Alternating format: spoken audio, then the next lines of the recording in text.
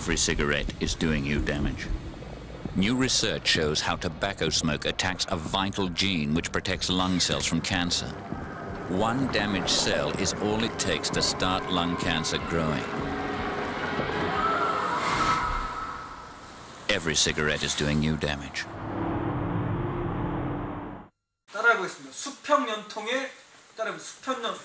수평연통. 지름이 로켓매스 히터의 기준값이다. 이게 직경 20cm면 이것도 20cm, 이것도 20cm. 이게 기본이에요. 이게 직경 15cm면 이것도 15cm, 이것도 15cm, 이것도 15cm. 이렇게 그냥 이해하시면 돼요. 근데 실제 시공에 있어서는 어떻게 되냐? 앞에서는 압력이 크지만 뒤로 갈수록 압력이 떨어지기 때문에 뒤로 갈수록 직경이 좀 커진다라고 보시면 돼요. 그래서 우리나라 구들도 구두 이론에서도 조금씩 좀 차이가 있긴 있어요. 구두는 좀 우리랑 로켓매스 히터랑 구조가 좀 다르긴 한데요. 실제 시공을 하게 될 경우에는 어떻게 되냐면 벽돌로 쌌잖아요. 벽돌로 쌀 경우도 있고 뭐 연통으로 할 경우 여러 경우가 있는데 벽돌로 싼 벽돌의 크기가 있어요. 그거를 벗어나기가 힘들어요. 그러니까 결국 벽돌 사이즈의 제한을 받게 돼요. 근데 어쨌든 기본은 같다. 이게 크면 따라서 커진다. 그런데 실제 시공에서는 벽돌의 크기나 내가 구하는 재료의 크기에 제약을 받을 수밖에 없고 뒤로 갈수록 압력이 약해지니까 뒤로 갈수록 조금 값이 커져야 된다. 근데 이건 고정되어 있기 때문에 거꾸로 이 부분이 줄 수 있다라는 겁니다. 그거를 이해하시면 됩니다. 왜 그러냐면 이론은 동일한 압력에 이걸 뭐죠? 단면적으로 가해지는 동일한 공기 양이 들어가면 나가는 양도 같다 이렇게 보는 거예요. 근데 그게 좁아지면 병목 현상이 있어서 배출이 그만큼 느리다라고 하는 겁니다. 근데 이런 생각을 가지시는 분들이 있어요. 우리나라 구들에서는 어떻죠? 열기를 품고 있어야 된다. 그래서 빨리 배출시키지 말고 열기를 품고 있어야지 방이 따뜻하다 라는 이야기를 하시는 분도 계세요. 그런데 그 조선족 분이 지난 워크숍을 할 때 거기에 구두를 놓으셨거든요.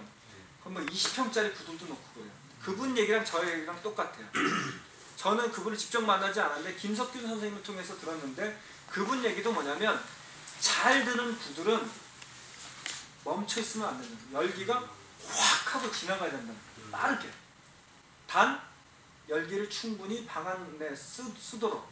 왜 빨리 지나가야 되냐?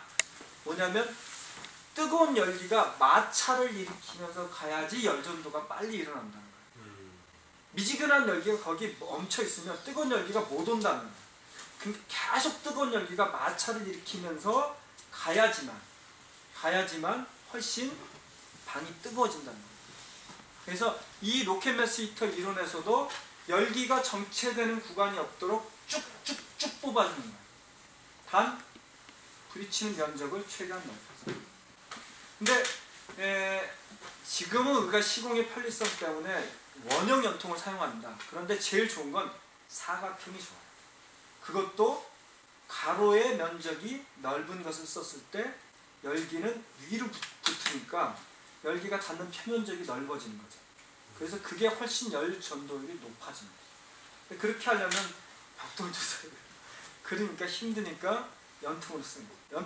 원형의 연통은 상대적으로 열 전도율이 떨어지는 단점들이 있어요. 대신 시공이 편리합니다. 자, 그 다음에 또 주의할 것이 뭐냐면 다른 거는 큰 문제는 아니고 요 수치값들은 다 인터넷에 올라와 있습니다. 요 사이의 간격이 한 3cm, 그러니까 양쪽을 다 합치면 6cm 정도만 차이가 나요. 근데 6cm라도 단면적으로 봤을 때 6cm, 전체 둘레로 보면 굉장히 공간이 넓은 거죠. 근데 이 공간이 넓으면 어떻게 돼요? 천천히 지나가면서 열을 너무 많이 발산해요. 그래서 나중에 시공할 때도 보면 내가 주로 열기를 이쪽으로 가고 싶다 그러면 드럼통을 살짝 이쪽을 넓게 해요. 이쪽으로 열이 많이 발생해요. 이쪽으로 더 열이 가기 싶으면 살짝 이쪽으로 밀어줘요. 그러니까 그 넓어진 부분에서 공기가 그만큼 천천히 흘러가면서 열을 발산합니다. 뭐 베르누이 법칙 같은 게 있잖아요. 그 공간이 동일한 압력이 가해질 때 공간이 좁아지면 유속이 굉장히 빨라져요. 기체나 아니면 어떤 유체들의 그 속도가 굉장히 빨라지는 효과가 있는데 그런 것과 비슷한 거죠. 그 다음에 연소부하고 추결부하고 닿는 이 연결 부위가 사실은 정체되기가 쉬워요. 억지로 밀어넣는 거잖아요. 그러니까 이 부분을 조금 다른 공간보다는 이런 크기보다 훨씬 좀 크게 해서 이쪽에서 제도 걸러내고 병목 현상이 일어나지 않도록 만들어준다. 이쪽은 특별히 조금 크게 만들어줄 필요가 있는 거죠. 그러니까 이런 것만 아시면 그 다음부터는 사실은 기본 이론을 아시면 그 다음부터는 내가 구하는 자재의 제약을 받으면서 할 수밖에 없는 겁니다. 자, 넘어가도 이상은 큰 공간에 바람 구두를 놓는 게 쉬운 문제는 사실 아닙니다. 근데 이런 이론들을 잘만 결합을 한다면 좋겠다라는 것을 갖고 시도를 하는 거고 오늘의 시도도 사실 그런 것과 관련이 되어 있습니다. 자, 그래서 어떻게 극복할지 잠깐 설명을 하도록 할게요. 뒤로 넘어가겠습니다.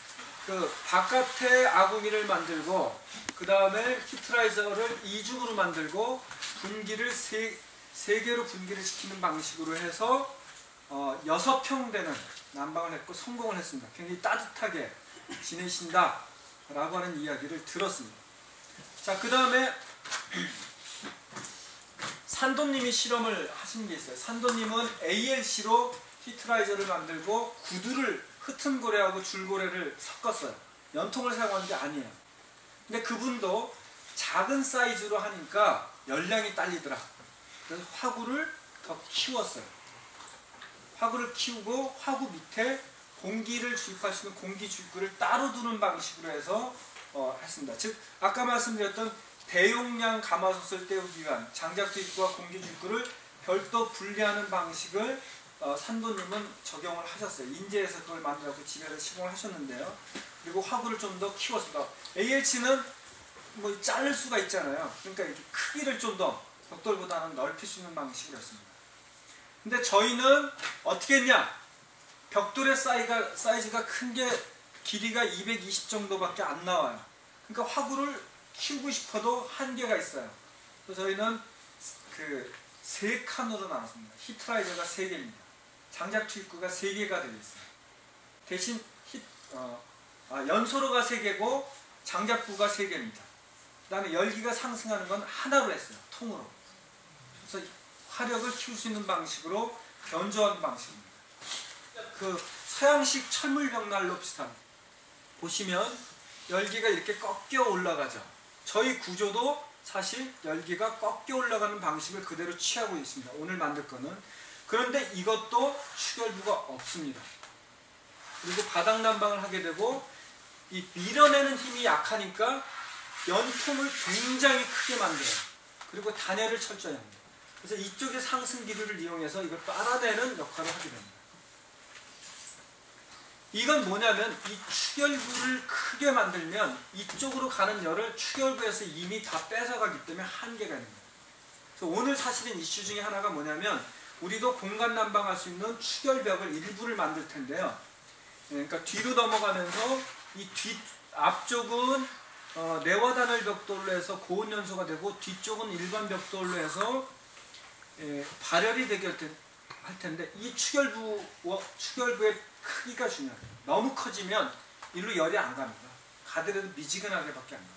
이 높이를 어떻게 찾느냐? 문제가 사실은 관건 중에 하나고 오늘 우리들이 할 시공의 이제 그 도전 과제 중에 하나라고 보시면 됩니다.